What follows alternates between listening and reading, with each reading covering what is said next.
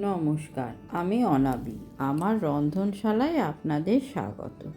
আজকে আমি দেখাবো একটা খুবই ফেমাস স্ট্রিট ফুড, দই বড়া। এটা খেতে দুর্দান্ত হয় আর ভীষণই নরম হয়, একদম দোকানের মতো। এবার চলুন শুরু করা যাক আজকের রেসিপি। প্রথমে আমি একটা পাত্র নিলাম, তাতে 2 কাপ বিউলির ডাল দিলাম। এটা 250 গ্রাম মতো বিউলির ডাল আছে। এবার এটাকে জল দিয়ে খুব ভালো করে 2-3 বার জল পাল্টে পাল্টে কষলে ধুয়ে নেব। তারপর এটা আমি সারা রাত জল দিয়ে ভিজিয়ে রেখে দেব। সারা রাত ভেজাতে পারলে খুব ভালো হয়। যদি তা না পারেন তাহলে অন্তত 5 থেকে 6 ঘন্টা কিন্তু ডালটা অবশ্যই ভিজিয়ে রাখতে হবে। দেখুন ভিজে গেছে ডালটা, কত সুন্দর হয়েছে। ঠিক এইভাবে টিপলেই ভেঙে যাবে। এবার এই ডালটা আমি জলটা ছেঁকে মিক্সার গ্রাইন্ডারে দিয়ে এর একটা মিহি পেস্ট তৈরি করে নেব। কিন্তু খেয়াল রাখবেন ডালটা বাটার সময় কিন্তু একদমই যাতে নরম না হয়ে যায় সেটা খেয়াল রাখতে হবে। একটু টাইটভাবে কিন্তু বাটতে হবে। প্রথমে এইভাবেই কিন্তু মিক্সার গ্রাইন্ডারটা ব্লেন্ড করবেন, দিয়ে তারপর কিন্তু যদি প্রয়োজন পড়ে তাহলে অল্প অল্প জল দিয়ে এটা ব্লেন্ড করে নেবেন। এবার আমি একটা তাওয়া বসালাম গ্যাসে, তাতে একটা ভাজা মশলা করব। কিছুটা জিরে দিলাম, কিছুটা মৌরি দিলাম, আর 3টে শুকনো লঙ্কা দিয়ে দিলাম, আর কিছুটা ধনে দিলাম। এটা শুকনোভাবে ভালোভাবে নাড়াচাড়া করে ভেজে নিতে হবে।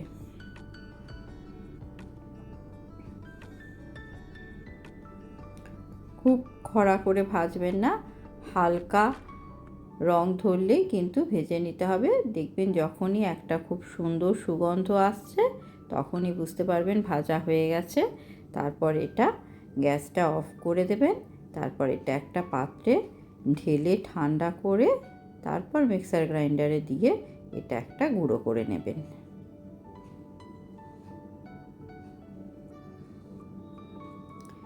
দেখুন ভাজা হয়ে গেছে। এবার কিন্তু আমি এটা একটা সুন্দর গন্ধ উঠছে। এবার এটা আমি একটা পাত্রে ঢেলে নেব।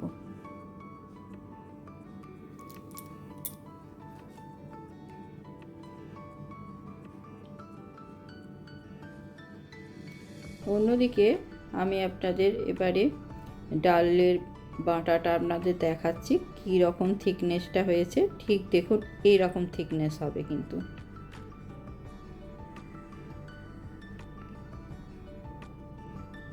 এবার এটা আমি একটা পাত্রে ঢেলে নিলাম।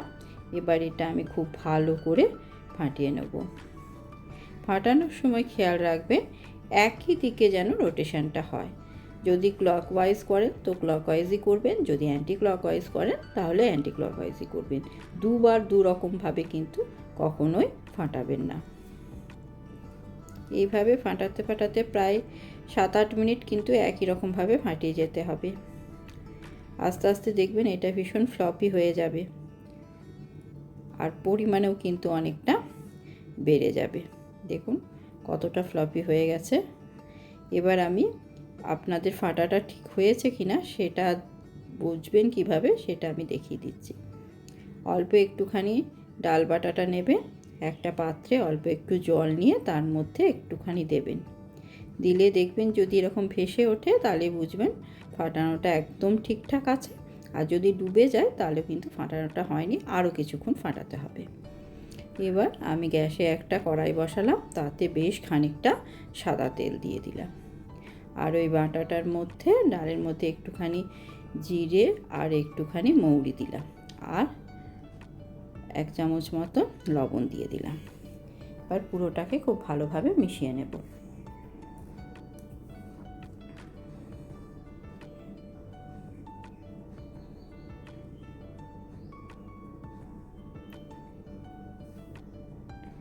এবার এটা খুব অল্প অল্প করে আমি হাতে করে তুলব আর তেলের মধ্যে দেব।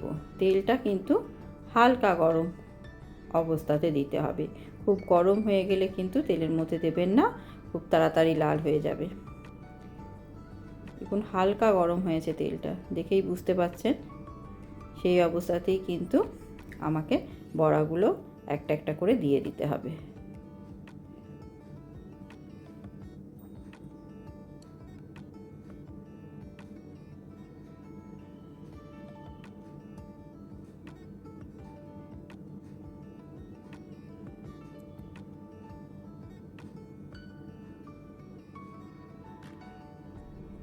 এইভাবে বড়াগুলো আমি দিয়ে দেব।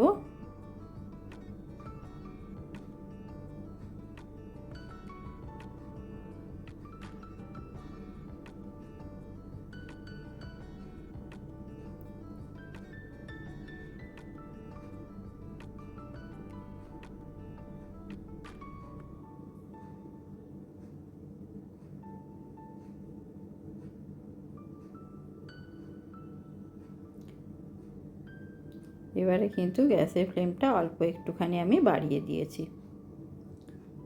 এবারে একটা পিঠ হয়ে গেলে হালকা হাতে একটা চামচে করে ঠিক এইভাবে একটা একটা করে উল্টে দিতে হবে। এই বড়াগুলো কিন্তু একদমই লাল করে ভাজবেন না, খুব হালকা একটা রং ধরবে সেই অবস্থা পর্যন্ত কিন্তু ভাজতে হবে।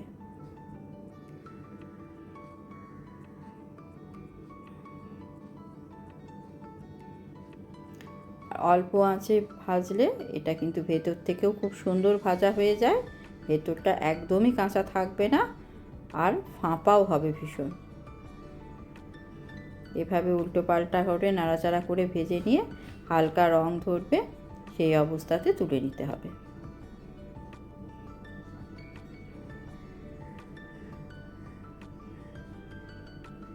দেখুন বড়াগুলো আমি তুলে নিয়েছি, ঠিক এই রকম হালকা ভাজা হবে। আবার আমি অন্য ডাল বাটার গুলো আবার দিয়ে দেব ঠিক বড়ার আকারে। গ্যাসের ফ্লেমটা কিন্তু আবার কমিয়ে নিয়েছি, তেলটা তো গরম হয়েই আছে, তাই ফ্লেমটা কিন্তু আবার কমিয়ে নিয়েছি। কিছুক্ষণ পর প্রয়োজন পড়লে তখন হালকা একটুখানি আবার বাড়িয়ে নেব।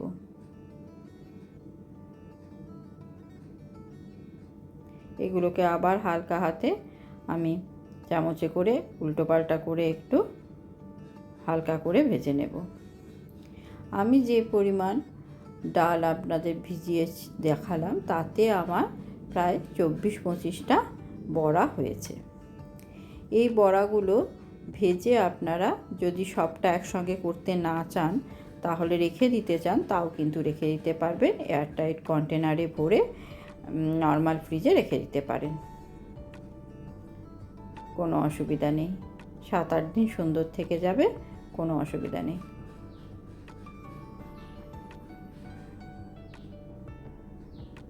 ঠিক এইভাবে নাড়াচাড়া করে ভাজবেন আর দেখবেন কীরকম, দেখুন কীরকম ফুলে উঠছে কিন্তু।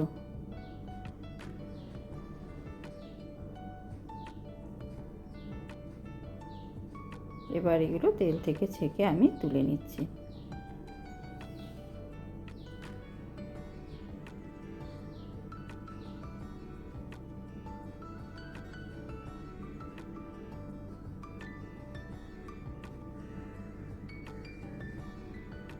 এবার আমি একটা পাত্র নিলাম, তাতে আমি নর্মাল টেম্পারেচারে জল দিয়ে দিলাম। এই জলের মধ্যে আমি 1 চামচ লবণ দিয়ে দেব আর 1 চামচ ওই ভাজা গুঁড়ো মশলাটা দিয়ে দেব। একটুখানি নাড়াচাড়া করে নিলাম। এবার এই বড়াগুলো এই জলের মধ্যে দিয়ে দেব। জলের মধ্যে দিয়ে একটু চিপে চিপে একটুখানি ডুবিয়ে দিয়ে তারপর একটা ঢাকা দিয়ে এটা আমি আধ ঘন্টার জন্যে রেখে দেব, যাতে জলটা শুষে নেয়। জলটা শুষে নিলেই কিন্তু তলার দিকে বসে যাবে। এখন ভাসছে তো আবার তলার দিকে চলে যাবে বড়াগুলো।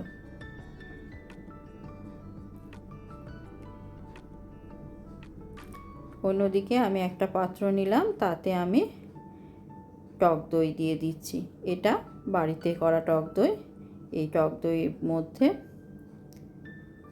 আমি এবারে খুব ভালোভাবে এটাকে ফাটিয়ে নেব। আর অল্প খানিকটা চিনিও এর মধ্যে আমি দিয়ে দেব। এটা প্রায় 400 গ্রাম মতো টক দই আছে।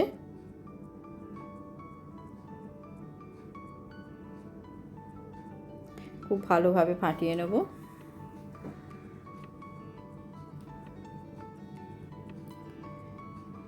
তারপর এর মধ্যে আমি খানিকটা চিনি গুঁড়ো করে রেখেছি, সেই চিনি গুঁড়ো 3 টেবিল চামচ মতো দিয়ে দেব।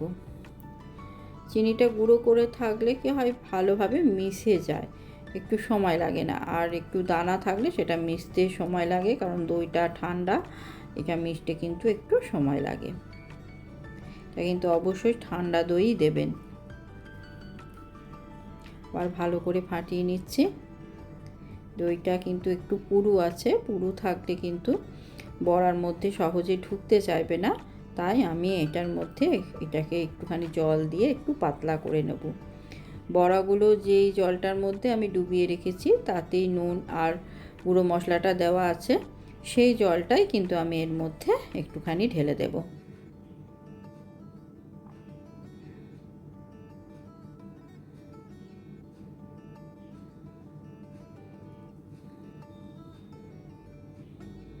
বেশ পাতলা হয়ে গেছে দেখুন। এবার এটা সরিয়ে রাখবো। বড়াগুলো ডুবে যাওয়া আধ ঘন্টা হয়ে গেছে। এবার আমি জল থেকে এইভাবে চিপে চিপে বড়াগুলোকে তুলে রাখবো। দেখুন কতটা করে জল ঢুকে গেছে ভেতরে। এবার এগুলো হালকা হাতে চিপতে হবে যাতে ফেটে না যায়। হালকা হাতে চিপে চিপে বড়াগুলোকে তুলে রাখবো।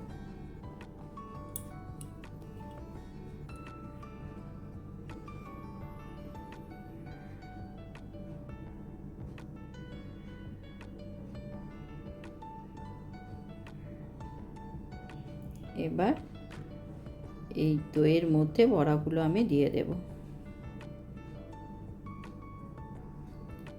বড়াগুলো দিয়ে আমি এটা প্রায় 1 ঘন্টা মতো নর্মাল ফ্রিজে রেখে দেব।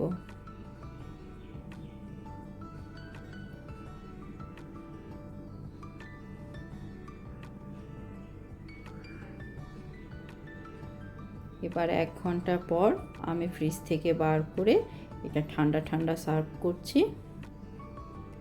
বড়াগুলো প্রথম দিয়ে দিলাম। এবার উপর থেকে একটু দই, একটু ঘন করে দইটা আবার ফাটিয়ে রাখতে হবে, কিছুটা দই আবার, সেই দই উপর থেকে আমি দিয়ে দিচ্ছি। বা ওই বড়াগুলো যার মধ্যে আছে সেখানেও দই আছে, সেই দইটাও আপনারা এর ওপরে একটু করে দেবে। একটু ভাজা গুঁড়ো মশলা ছড়িয়ে দিলাম, একটু ছুরি ভাজা ছড়িয়ে দিচ্ছি, আর তেঁতুলের একটা চাটনি করে রেখেছি সেটা দিয়ে দিলাম, আর একটা গ্রিন চাটনি, এটা ধনে পাতা আর পুদিনা পাতা দিয়ে চাটনিটা করা, সেই চাটনিটা অল্প করে ছড়িয়ে দিলাম।